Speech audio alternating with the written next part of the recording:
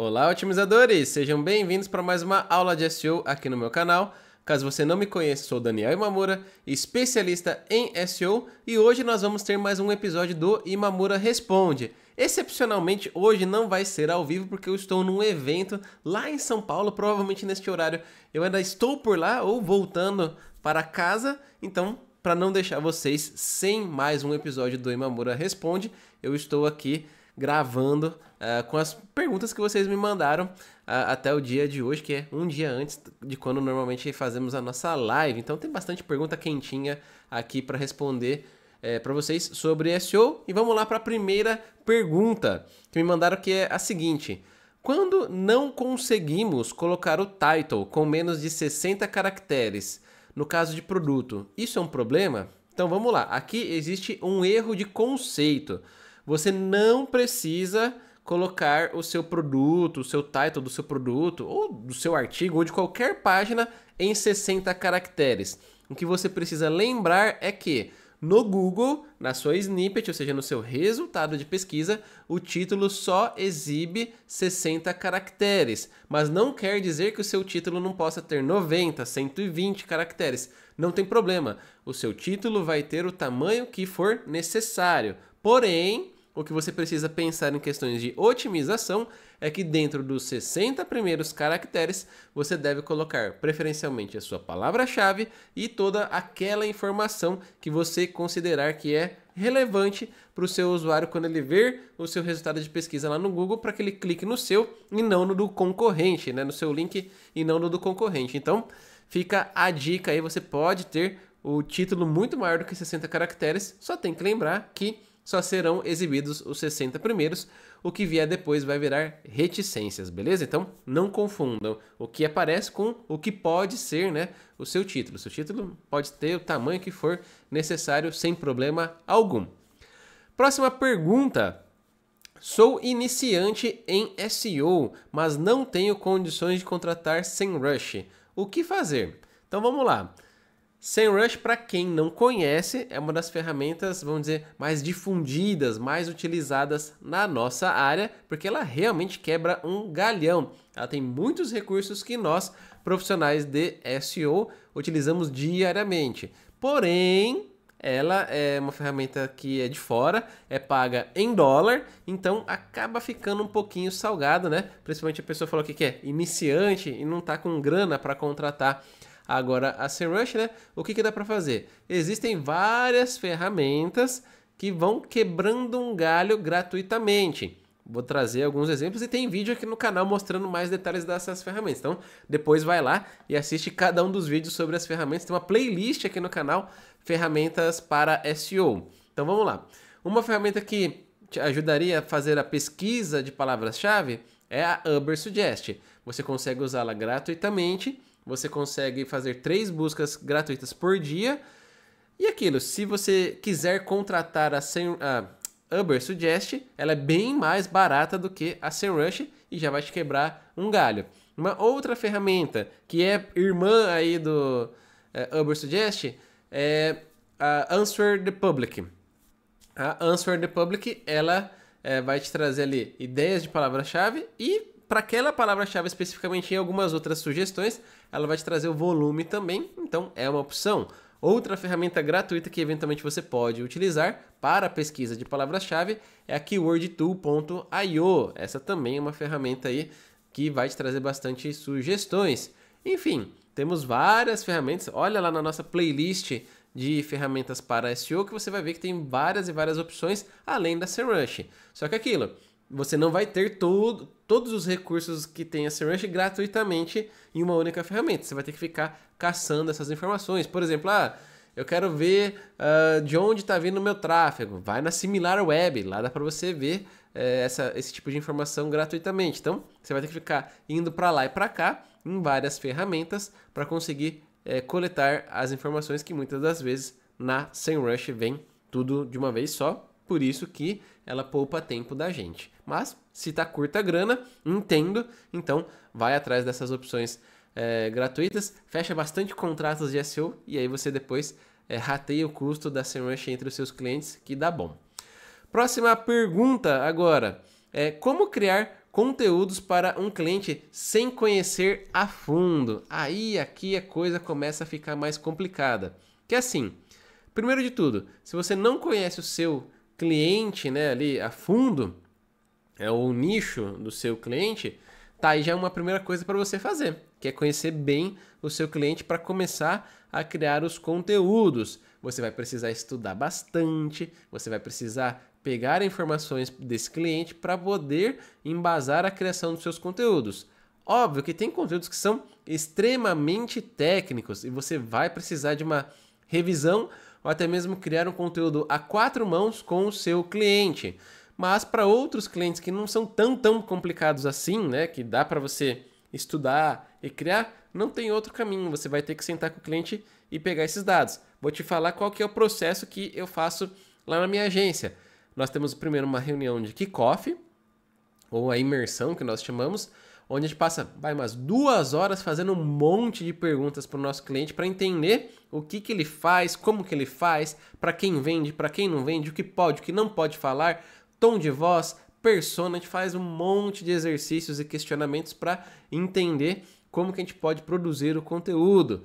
E aí, né, partindo dessas questões de tom de voz, persona, o que pode, o que não pode falar, ideias de palavra-chave, etc., a gente começa a escrever os primeiros conteúdos. A gente pede muito material para esse cliente também, né, PDFs, propostas de venda, às vezes até uma aula com o vendedor, porque o vendedor, né, é a melhor pessoa da empresa, acho que, para vender o produto ou serviço para a gente, e aí a gente parte para a produção dos conteúdos. Daniel, então quer dizer que vocês acertam de primeira? Não, não é assim que funciona. É um aprendizado. A gente vai começando, óbvio, pelos assuntos um pouco mais simples, para ir testando, vendo ali se o nosso redator ele consegue pegar ali as nuances daquele conteúdo para ele ficar bacana, e a gente vai nos primeiros conteúdos alinhando muito com o cliente, e vai ter ajuste, vai ter eventuais refações, etc, até o ponto que a gente começa a entender bastante do cliente e vira um tópico normal para a gente escrever. Não tem milagre,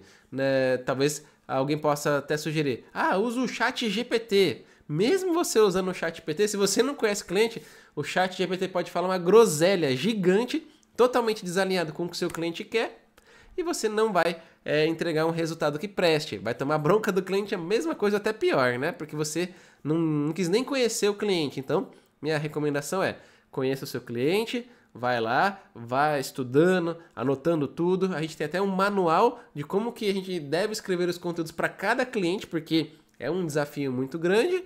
E aí, por fim, você vai ter uma entrega satisfatória. Bacana?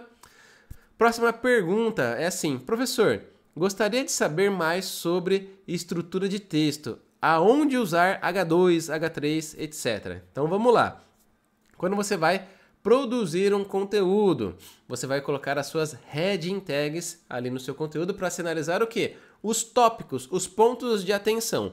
O H1, a pessoa nem colocou aqui porque ela já sabe, mas eu sempre repito, o H1 é o assunto principal daquele seu conteúdo, daquela sua página. Então, vai ser ali, normalmente, o título do seu artigo. O H2, eles vão ser o quê? Os tópicos principais deste assunto que você colocou como sendo o tema principal do seu conteúdo. E aí depois, o que é o H3? O H3 são subtópicos de algum dos tópicos que estão ali compondo a sua página. Então você vai organizando esses tópicos para que o Google Bot, só de bater o olho ali, ele vai falar, só de ver os tópicos, eu sei do que se trata este conteúdo. É igual quando você pega um capítulo de um livro, você bate ali, você vê que tem um título destacado, tópicos, subtópicos, e você consegue identificar só de bater o olho, porque no livro impresso, e muitas das vezes nas páginas online também, o título ele tem uma fonte maior, destacada, muitas vezes em negrito. O tópico ele é um pouco menor a fonte, ainda muitas vezes em negrito. O subtópico, de repente, já perde o negrito, mas está com uma fonte um pouquinho maior, ou às vezes em itálico, etc, etc. Porque são pontos de atenção que a gente precisa nos atentar. E é legal você organizar as heading tags, ou os tópicos e subtópicos, no momento que você cria a sua pauta para o desenvolvimento desse conteúdo, porque só de você ver os tópicos você já sabe se o seu conteúdo vai ser completo ou não. Então é super recomendável que você utilize vários níveis de heading tags. Não é obrigatório, mas é recomendável. Então, se der para usar, utilize. E quando você cria tópicos, você está organizando melhor essa informação e mostrando para o Google sobre aquele parágrafo, qual que é o tema dele. Porque se tem um H2 aqui e um parágrafo ou dois, o Googlebot já vai saber, opa, este tópico tem este conteúdo aqui logo abaixo dele. Então, ele vai associando uma coisa com a outra.